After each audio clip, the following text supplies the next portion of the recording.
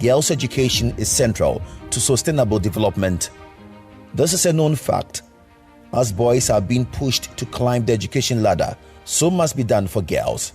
This is why it is heart-rending when a brilliant girl is having to end her education due to poverty, even though education is rather the way out of poverty. This sums up the story of Regina Mensah. It wasn't easy throughout my primary, JHS, SHS. It wasn't easy at all because we are 6 girls from only one mother, and then we have no father. Father died when we were just, especially me, I was just 7 years when my dad died. So life wasn't easy. I'm the fifth born. So my mom doing petty trading and then farming to cater for 6 girls, it wasn't easy. I say, I'm glad to say na papa ni hono mo. I said, "Madina na busu." Ti me dey me ka she me say enya ade a me ba betimi akọ school. Omu wie SS a, JSS a, eno anu no. But free SHS came and nullified the stance of Regina's mother. Regina made it to Agona SDA Senior High School in the Ashanti region to read general arts. But the struggle continued there. Her teachers realizing at a point that without any intervention from them, Regina may become part of the UNICEF data on how around the world, some 129 million girls are out of school, including 32 million of primary school age, 30 million of lower secondary school age, and 67 million of upper secondary school age, provided a helping hand. My teachers took some of the responsibilities, that of my books and things that I would need in school. It wasn't easy. Life hasn't been easy since. Looking at her financial background, for instance, we had classes, teachers doing classes for the students. Sometimes she will come to me, say, "I don't have money." Then I should go to the teachers, talk to them about her financial plight. Very serious, but she was brilliant. Even when you go to class, even when a teacher is not there, you go to class, you see Regina taking over the class, teaching them. Despite her difficulties, she had a goal, and that was passing her final exams one time. She was determined and stayed focused on that goal and created path to it. She had good results that qualified her to enter university. As a farmer in a community in Tepa in the Ashanti region and a single parent already taking care of her daughter in training college and saddled with loans, there was no way she could push Regina further.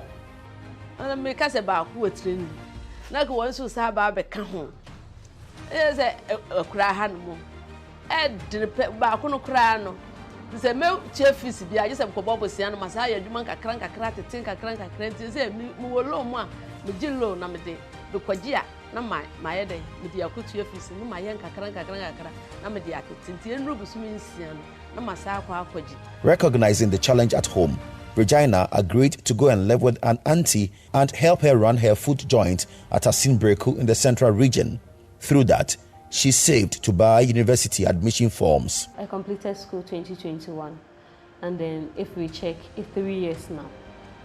So I bought forms 2022, 2023. It wasn't easy, like how to get money to pay my fees, because I've already bought forms in Regina, University of Ghana, but yes, still I got the admission, but I didn't get money to pay for the admission. Or friend, I just say, when your forms need you, because hamia ne trophy say, next house we me say, a crown pay. And now why you be a which rentino, 1 million a day, uncle. He said, we didn't kai out of forms. Forms no, will be uncle, you know, will be so unconscious here, power chow. Yet, one at all forms no failure no the coy, nay a fan, where ya and went to me uncle. School or nothing else. That was the stance Regina took going forward. Mohan was out from the mamma's school nano quantimeter forms.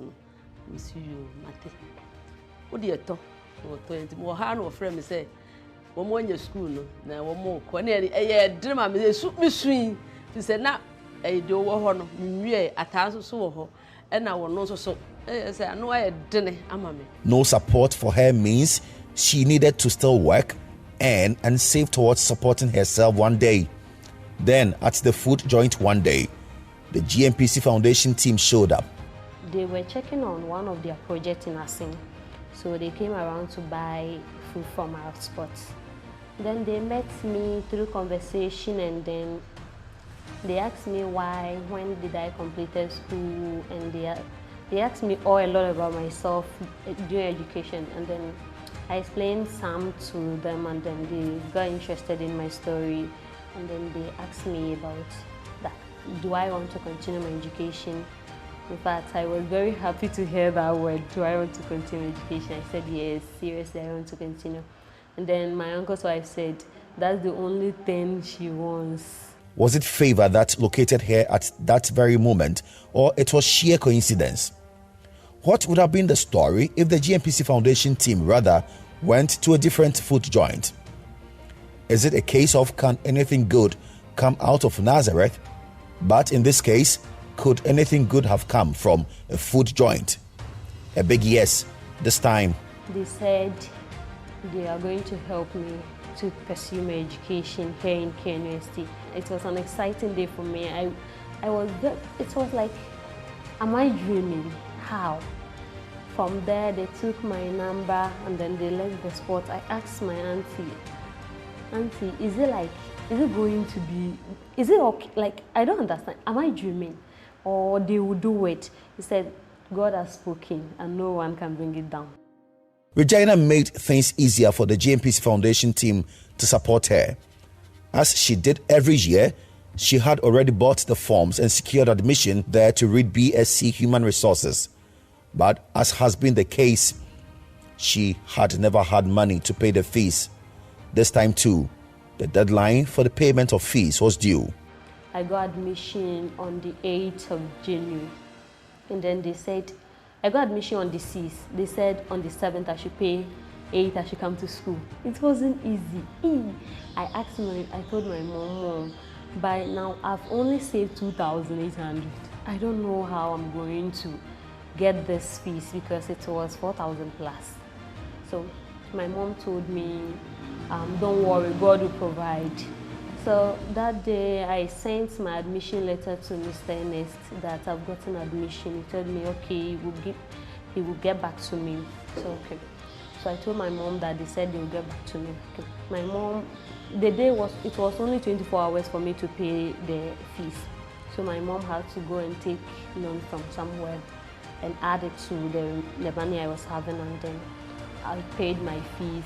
I was in a car coming to the school to sign and then do my biometrics, and then I got a call from Mr. Ernest that prepare and then come to school on Thursday. We are coming to pay your fees. It was like, wow. And then I was in the car with my uncle. They said they are coming to pay my fees for me. My uncle said, wow, is it serious? Like, I said, yeah, it's serious. God doing so good. It's like, when the day came, they were here, they called us, they paid everything. In fact, it was so amazing. What an amazing intervention. GNPC is a very big institution, very serious institution. And so the fact that a student from Aguna SDA has secured a scholarship from GNPC, I was very happy. Hey, Regina, you have secured a scholarship to university. I never thought of that. It's a perception that you must know somebody. It's a perception. No, it's not about knowing somebody. It's about you meeting the target. We have a criteria. You must be a Ghanaian. You must have completed SHS. You must have obtained 3 credits in the core courses and then 3 elective courses. So you must have obtained credits. I'm not saying A's, credits. I'm not saying A's because there's a reason. I'll come back to that. Remind me if I don't go back to it. Then, if you are also somebody, a beneficiary of other scholarship, no. Those on the district assembly scholarship, that is quite low and it's not able to pay their fees. So they are asked to decline so that we can pay for them. Because some of them along the line drop out because they are not able to meet the target. Then, If you are also challenged, we give special attention to the challenge. Then for the Western region, we give them 30%. No more loans to pay school fees. Itike loan ni dem se kemagya akowuo se nya ade a kemetimi enye sika bum sem de kwa akotua ebi so kra kebedum rebi na loan wunya ntua nwa ye mfa foforo ma na ke ye yero age nti eja we how the year from kom bebre ntimi nka na year from krom ni shrab da mwase bebre na abrabɔ no saa na tie abrabɔ no ukoyawo no akwadem nim sɛ nyame nkromedi a bia me werɛ ho no so bɛte bia ma no ndamase. This scholarship is not a mere scholarship. It's not a small scholarship. GNPC scholarship, you know, GNPC have been doing a lot for the country. Structures, as I told you when I went to Akontomra, I saw their structure there. So this big institution and getting scholarship from there is a very great thing. GNPC. GNPC is a corporation. It's a corporation. It's a corporate body.